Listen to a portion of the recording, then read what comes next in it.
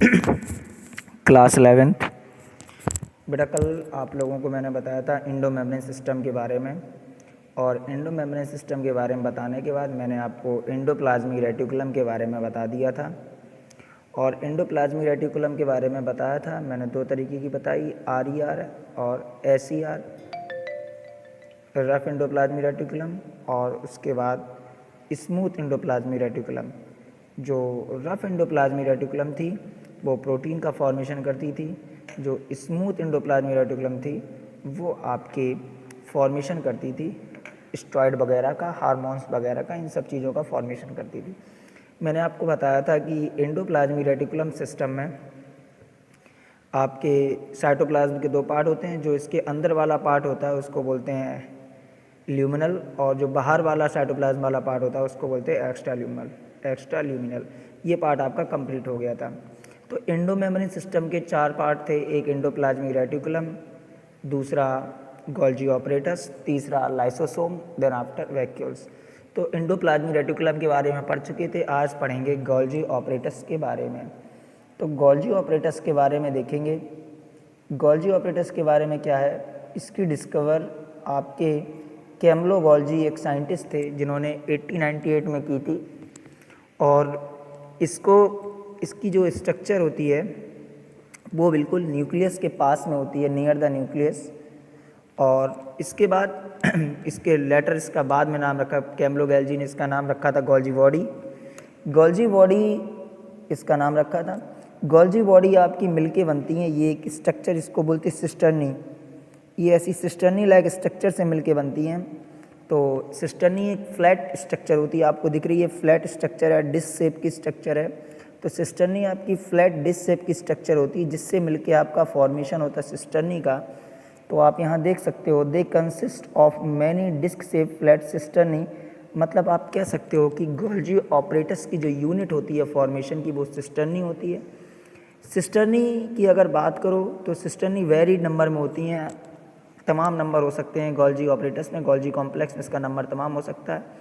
अच्छा, अगर बात करो नियर द न्यूक्लियस, जैसे न्यूक्लियस के पास की बात करें तो न्यूक्लियस के पास आपके फॉर्मिंग सिस्टर्नी होती हैं। मतलब ये अगर देखो तो ये न्यूक्लियस है तो ये फॉर्मिंग सिस्टर्नी है, यहाँ पे सिस्टर्नी का फॉर्मेशन स्टार्ट होता है। और इनको बोलते हैं कॉन्वेक्स या फिर सिस, क्या बोलते हैं, कॉन्वेक्स या फिर सिस फॉर्मिंग। उसके बाद जैसे जैसे आपकी डिस्टेंस बढ़ती जाती है, न्यूक्लियस से दूर जाते जाते हैं, मेम्ब्रेन की तरफ जाते हैं, तो आपकी जो सिस्टर्नी है वो मैच्योर होने लगती है और उसको बोलते हैं कॉनकेव या ट्रांसफेस या फिर मैचरिंग फेस। यहाँ पे सिस्टर्नी आपकी क्या हो गई, मैच्योर हो गई। सिस्टर्नी क्या हो गई, मैच्योर हो गई। तो ये बात हो गई यहाँ पे सिस्टर्नी की। तो आपकी गोल्जी बॉडी या गोल्जी ऑपरेटस का फॉर्मेशन किससे होता है, सिस्टर्नी से मिलके होता है। सिस्टर्नी जो न्यूक्लियस के पास बनती है उसको कहते हैं फॉर्मिंग सिस्टर्नी या कॉन्वेक्स या फिर सिस फेस, और जो आपके न्यूक्लियस से डिस्टेंस बढ़ती जाती है उसको अपन लोग कहते हैं कॉन्वेक्स या ट्रांस या मैचरिंग फेस। इसके बाद आगे देखेंगे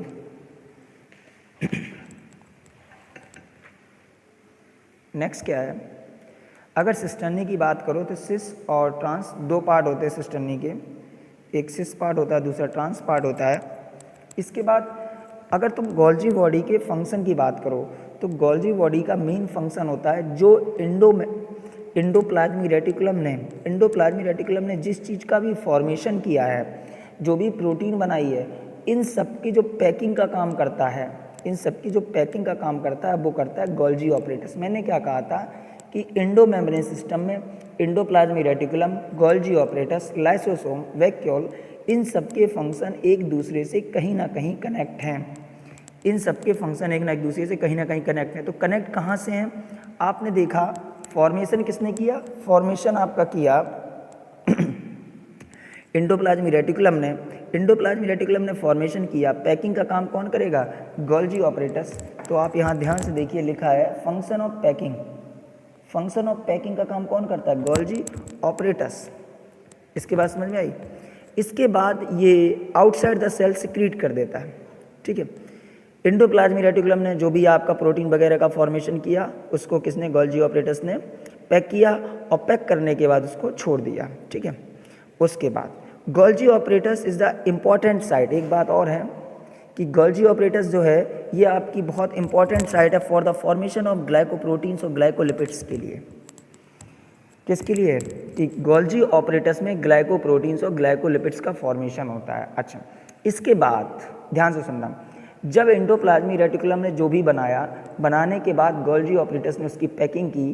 पैकिंग करने के बाद एक गोल गोल स्ट्रक्चर बन के तैयार होती है जिसको बोलते हैं लाइसोसोम।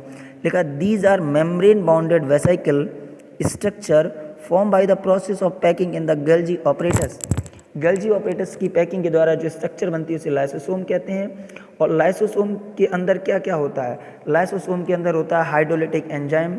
कौन कौन से एंजाइम होते हैं? हाइड्रोलिटिक एंजाइम, जो कि फूड के डाइजेशन में हेल्प करते हैं, जैसे lipase, protease, carbohydrase, optimally active at the acidic pH. अच्छा, एक बात और है, ये जो एंजाइम है याद रखना, ये एंजाइम एसिडिक पीएच में एक्टिव होते हैं। ये एंजाइम किसके अंदर है? लाइसोसोम के अंदर है। लाइसोसोम के अंदर कैसे आए? एंडोप्लाज्मिक रेटिकुलम ने बनाया।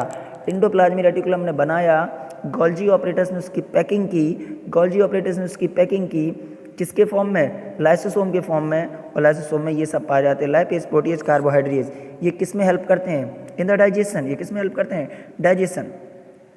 किसके डाइजेशन में? जो लाइपेज है वो लिपिड का करेगा, जो प्रोटीएज है वो प्रोटीन का करेगा, जो कार्बोहाइड्रेट है, कार्बोहाइड्रेट्स है वो कार्बोहाइड्रेट का करेगा। बात समझ में आई? तो ये आपका हो गया लाइसोसोम। लाइसोसोम के बाद एक वैक्यूल होती है, वैक्यूल होती है मेम्ब्रेन बाउंडेड, जिसको बोलते हैं वैक्यूल्स ही बोलते हैं। इसमें आपके वाटर सेप होता है, लगभग 90% इसमें वाटर होता है और सेल ज़्यादातर इसमें वाटर ही होता है। और दूसरी बात ये है कि ये सेल का 90% एरिया कवर कर लेती है प्लांट सेल में। ठीक है, ये कितना एरिया कवर करती है? 90% पार्ट सेल का कवर करती है। कौन? वैक्यूल्स। और दूसरी बात ये है कि वैक्यूल जो प्लांट में होती है वो ना के बराबर पाई जाती है। ना के बराबर मतलब होती ही नहीं है, पहली बात तो। अच्छा, ये आपकी वैक्यूल की स्ट्रक्चर हो गई। ये सेल का 90% एरिया ले गई, ये 90% एरिया लेगी। इसमें मोस्ट ऑफ केस में क्या होता है? वाटर सेप होता है, वाटर का सॉल्यूशन होता है। इसकी एक मेम्ब्रेन को, एक सिंगल मेम्ब्रेन है, वैक्यूल कैसी होती है? Single membrane. इसकी एक मेम्ब्रेन को बोलते हैं टोनोप्लास्ट। क्या कहते हैं? टोनोप्लास्ट। और ये टोनोप्लास्ट आपके हेल्प करती है ट्रांसपोर्ट में। ट्रांसपोर्ट में सेल के अंदर लाने ले जाने के बाहर जो भी कंसंट्रेशन ग्रेडियंट होता है उसी हिसाब से कोई चीज़ ट्रांसपोर्ट होती है। मतलब जैसे मान लो इसके अंदर कंसंट्रेशन कम है, इसके अंदर इस बाहर कंसंट्रेशन ज़्यादा है, तो बीच में कंसंट्रेशन ग्रेडियंट डेवलप हो जाएगा। जब कंसंट्रेशन ग्रेडियंट डेवलप हो जाएगा तो चीज़ें एक दूसरे में क्या हो जाएंगी? ट्रांसफ़र होने लगेंगी। वो किसके थ्रू होती हैं? ट्रांसपोर्ट होती हैं टोनोप्लास्ट के थ्रू होगी। इसका मतलब जो टोनोप्लास्ट है ये आपका फैसिलेट करता है, क्या करता है? जगह प्रोवाइड करता है फॉर द ट्रांसफ्यूज़न वगैरह के लिए। बात समझ में? कुछ प्लांट ऐसे लिखा है, facilitate the transport in a number of ion against concentration gradient in the vacuole, hence the concentration. कुछ नहीं है। इन अमीबा, अमीबा में इसी को कंट्रक्टाइल वैक्यूल बोलते हैं। ये हेल्प करती है अमीबा में कंट्रक्टाइल वैक्यूल किसमें? एक्सक्रीशन में। एक्सक्रीशन जो अमीबा करता है वो किसके थ्रू करता है? कंट्रक्टाइल वैक्यूल को। और प्रोटिस्टा में इसको फूड वैक्यूल बोलते हैं। और फूड वैक्यूल का काम क्या होता है? इनगल्फिंग ऑफ फूड, फूड को खाना। तो बताइए इसी वैक्यूल को अमीबा में क्या बोला जाता है? Contractile vacuole. What is the function of contractile vacuole? Excretion. Protista में इसको क्या बोला जाता है? Food vacuoles. What is the function of food vacuoles? Food को इनगल्फ करना। क्या करना? फूड को इनगल्फ करना। तो कुल मिला के जो एंडोमेम्ब्रेन सिस्टम में जो आपके ऑर्गन थे, endoplasmic reticulum, lysosome, Golgi apparatus, vacuoles, इन सब के फंक्शन हो गए। तो कुल मिला के एंडोमेम्ब्रेन सिस्टम हो गया। अब हम वो सेल ऑर्गेनेल्स पढ़ेंगे जो आपके एंडोमेम्ब्रेन सिस्टम में नहीं आते हैं। कौन से सेल ऑर्गेनेल्स पढ़ेंगे? वो सेल ऑर्गेनेल्स पढ़ेंगे जो आपके एंडोमेम्ब्रेन सिस्टम में नहीं आते, लाइक माइटोकॉन्ड्रिया, क्लोरोप्लास्ट। अच्छा जरा बताओ, फूड कौन बनाता था? Endoplasmic reticulum. पैक कौन करता था? Golgi apparatus. किस फॉर्म में चेक करता था? लाइसोसोम। उसके बाद फूड वैक्यूल। अच्छा एक बात बता दो, गोल्जी ऑपरेटस की एक यूनिट को क्या बोलते हैं? सिस्टर्नी। क्या बोलते हैं? सिस्टर्नी। पक्की बात। लाइसोसोम में कौन से एंजाइम पाए जाते हैं? लाइसोसोम में हाइड्रोलिटिक एंजाइम पाए जाते हैं। हाइड्रोलिटिक एंजाइम का फंक्शन क्या है? प्रोटीएज, कार्बोहाइड्रेट, इन सब एंजाइम पाए जाते हैं। और ये एंजाइम क्या करते हैं? फूड का डाइजेशन करते हैं। कौन कौन से बताओ भाई? लाइपेज किसका करेगा? लाइपेज करेगा लिपिड का। प्रोटीएज प्रोटीन का। कार्बोहाइड्रेट्स का। किसका करेगा? कार्बोहाइड्रेट का। बात समझ में आई? तो कुल मिला के आज के लेक्चर बस इतना ही रखेंगे और कल अपन लोग स्टार्ट करेंगे किसके बारे में?